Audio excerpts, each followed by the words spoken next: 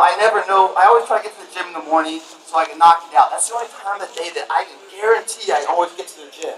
If I push the gym workout to the afternoon, Murphy's Law hits me. Something comes up, a meeting or something's running late, who knows what, and something gets in my way. I cannot always guarantee I can get my workout in. And I'm not some meathead that, man, if I don't get to the gym, I don't know who I am or anything else. And, it's like, I don't, I'm lost. I'm not that kind of guy. I enjoy the process. I don't see the gym as work. I see it as love. And it makes me a more capable person. When I get up in the morning and I go to the gym, I come out there just fucking pumped up, man. I have this energy that you can't, some people snort it, some people shoot it, some people smoke it. I get sweat for it, man. And I'll tell you, man, it just drives me throughout the day. I get up in the morning, it's like 5 in the morning or something, I go get a workout in, I come out of that gym, maybe 6:30, I go back home, I see my neighbors coming out with their robes on and shit, the fucking belly, grabbing the paper and the coffee, and I'm just coming home from a jog, just fucking pumped, they're like, what's going on here, man? I go, light passing you by is what's going on, man. I'm on a mission. And when I start my day like that, man, the mind and the body connect. It's unstoppable. I take that momentum and take it to my next endeavor at work, or if I'm doing an audition, or if I'm doing, whatever I'm doing, I'm kicking ass in that.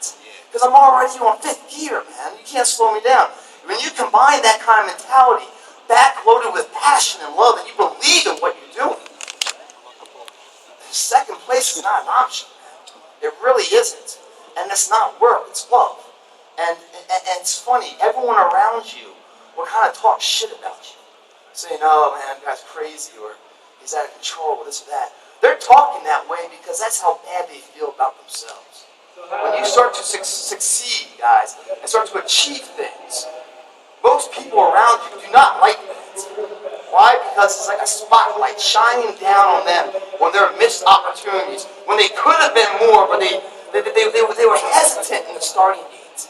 Instead of going for it, they stepped back a little bit. They weren't quite sure. They didn't have the confidence, which again is the greatest return on investment you get in the gym. Not the body. Yeah, the body's great, but you got that body by every day giving your all, a sacrifice, due diligence, going for it, right? And then you achieve this physique. And now you're like, man, if I do this same work ethic to anything, I'm going to be successful. So when an opportunity does come up, you're through the gate.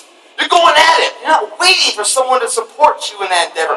You're going for it. And as you go for it, you stumble a few times, but you get back up. You find the intestinal fortitude, refacing the failures that you hit in your stronger form. And it's more of a high, man. When you try something and you fail first, and then you back research and you study your failures as a positive to see where to reapply your efforts more efficiently, and then you reapply that same challenge and then you're successful, it's one of the sweeter highs in life, man. No chemical drug can ever fulfill you in that sense that way you can. Your friends won't like that, though. Because as you start to rise up, like my neighbor, that fat fucker with the robe on and shit when I'm coming home, he doesn't like me jogging home all swolled up, feeling love and life and everything else, as he's sitting there trying to grab the coffee and the dog pissed on his blanket or something.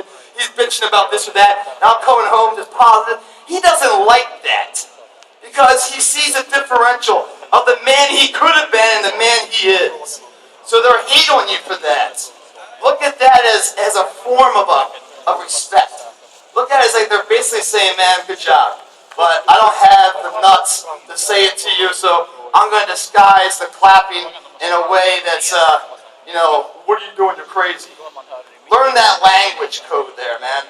And then anybody that is a negative asset to your life, don't need them, man. Get around positive people. All right, that was a long answer for a basic question, but I rumble, man. I just, yeah. So give me another question. We'll go right back down here again? Okay. Oh, we got a microphone. All right. Tell me about your motivation. Motivation. God, that's the thing, man. I tell you, that's the only thing that's missing out there. That's the only thing that's missing out there. And it's the one thing that this world needs, and I don't care what theory it is. If I'm up here talking about fitness, or Steve Jobs up here talking about the past Steve Jobs about a new iPad, whatever it is, it's the motivation to inspire the uninspired. We all had that green button inside of us. We all had that potential at birth. We all had the same seeds. It's not a genetic code. It's not like somebody has a big seed, someone has a small seed. We all have these seeds inside of us. They need to be nourished, and then they need to be ignited. That nourishment usually comes through two aspects: fear and failure. Those two things, my friends, is the fastest way to any kind of dream you've ever wanted to become. You want to find out who you are? You want to find out the right path? Face your fears. Your fears is a small window, self-created inside. You create that. It's intangible. Meaning it's not something you can touch and feel. You create it. You can destroy it too. It's a parasite feeding off you, the host, feeding off your confidence. You created that. If you're at the fork in the road, you don't know which way to go. Face your fears. Go down that path. Once you face your fears, you find out, one, they're very small, but not as big as you create. And right behind that window, that door you create, is a fucking person you've always wanted to be. If you face your fears, right behind that, you get blessed with confidence. It's this internal pride that anything's possible. There are no longer problems in the world. They're just situations that you can work to your favor. You feel invincible. You're no longer the servant of life. You are running the day. The day is not running you. You're the master of the ship. It's got to be that way, but you never get that return.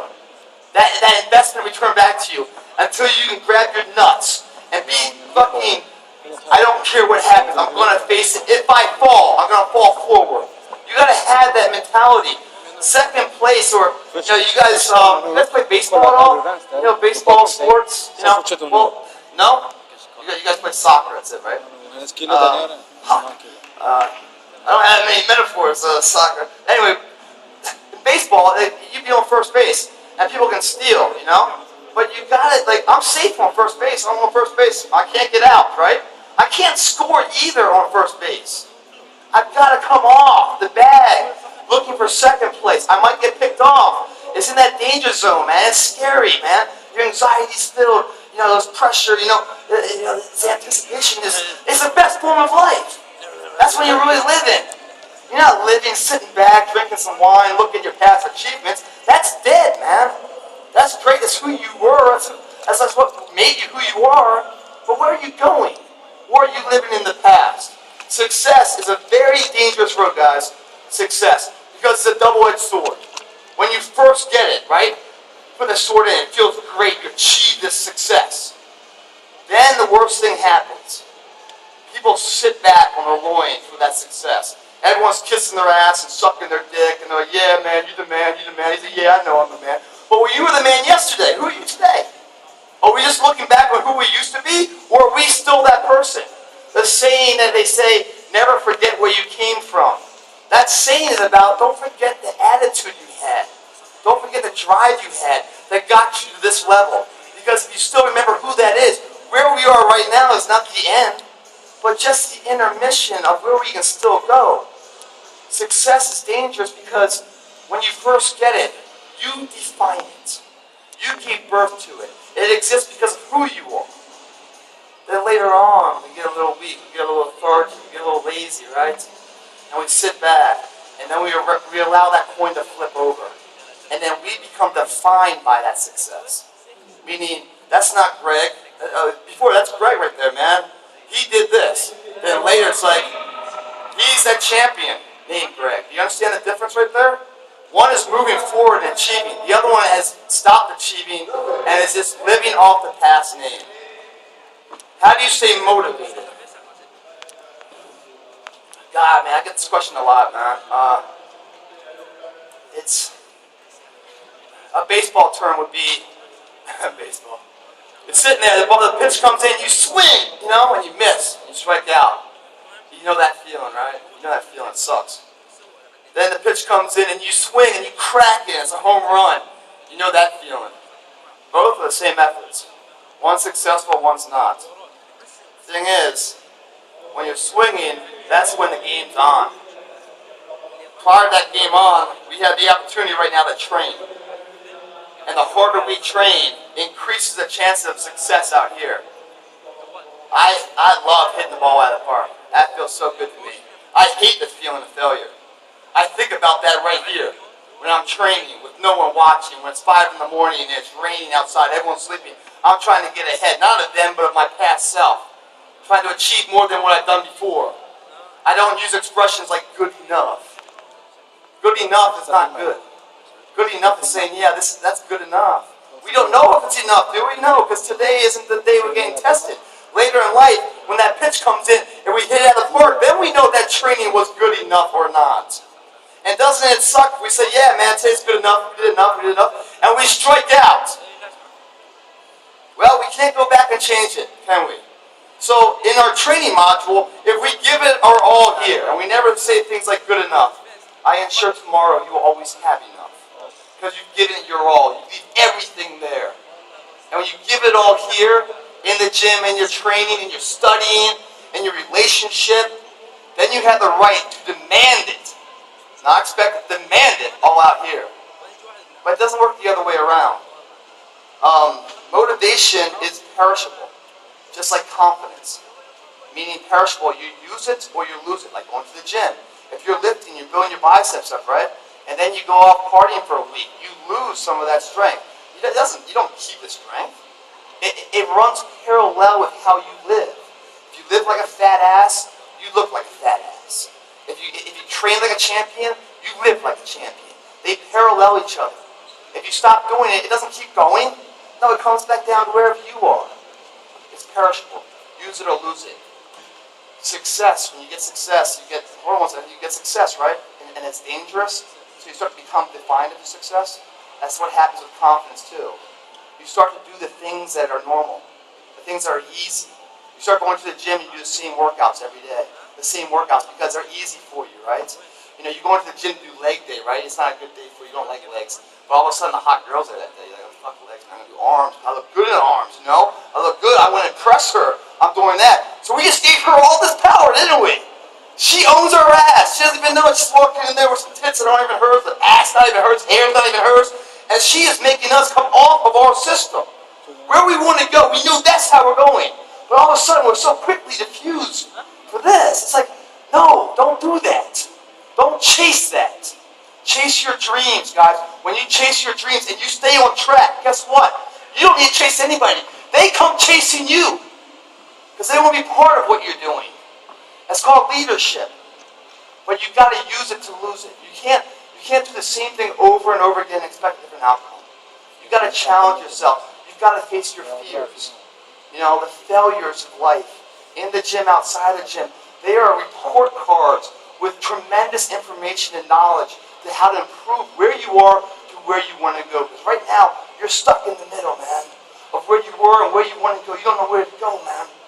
Look at your failures. There's a recipe of success on how to get to the next echelon. But you got to be strong enough. You got to be able to face that fear. You know, the perception, guys, the truth of the endeavor, whatever the truth is, underlining. Everybody here agrees that this is true. That's not as strong as the perception of the individual and how I see that truth. That's more powerful. Now, if you're in the gym doing something, you believe it because you're there for a reason. It's not a matter of if, it's just when. You've got that in your hand. It's that fast. Another question. What you got? Giving her a workout. Hi. Hello. First of all, it's football, not soccer. Very important. I thought it's football. No, it's... No. You think your thing is football. No, it's not. My thing is football. No. Yeah, but it's with pads and helmets. All right. I have never heard of you. I don't know your name. I've been sitting for 20 minutes. I must say I'm really inspired. I love your message of it. It's not, you're not competing against anybody but yourself. That's true. That's very fantastic. True. Very much about gaining weight and bulking up and which supplements. Lovely. I'm a girl. Sure. I don't want to bulk up. I have love handles and I have cellulite. Like most girls do. Right. So what would you say about that? I'll tell you the same exact thing. Great question. Thank you for sticking around and talking or listening to a total stranger for so many minutes and not thinking I'm crazy yet. Most people right now would check the box psychotic and be out the door. Big misconception with all the women out there, guys. And I don't know why this is, but women are like, God, I don't want to lift too much weight. Because for some reason they think they lift some weight, all of a sudden they're going to like grow a dick overnight. I'm serious, they really think that. They think if I lift any weight, I'm going to have this huge arm and people are going to think something's wrong. I wish it was that easy. I really wish it was that easy. the cool thing about training and really being a student of the game, understanding how the body works, understanding the nutrition, and it's a 4-part system, guys. The ideal body you have, there is a lifting aspect. It's for women and men. It's universal. There's a lifting program that you have to do. There's a cardio program you have to do. And remind me to get to the cardio program, guys. There's so much I need to tell you on that one.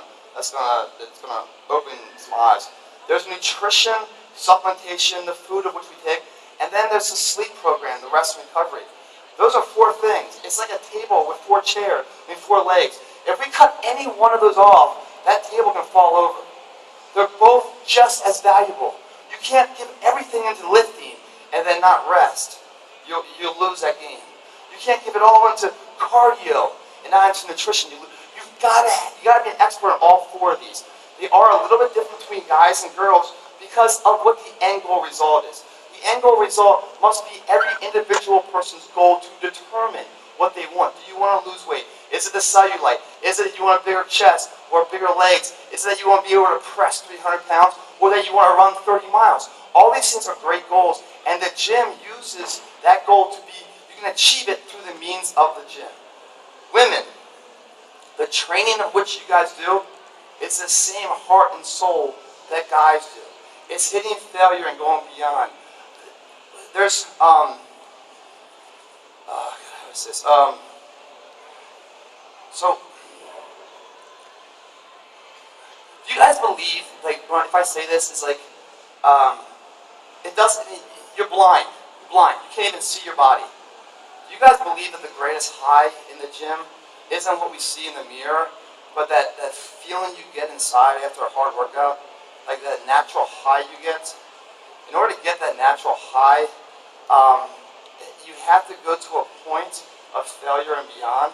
Now, if that failure for a guy, for example, is like, you go looking for 6 to 8 sets. For a girl, it's the same thing, but you want like 25 sets. 25 reps. So it's more of a conditioning lift, not a building lift. When you're working out, you are, if you want to put on size, it's based on your rep count. So every rep, guys, every set, there's 3 priorities to every set, and it's for girls and guys, it's the same exact thing. So every set, there's three steps.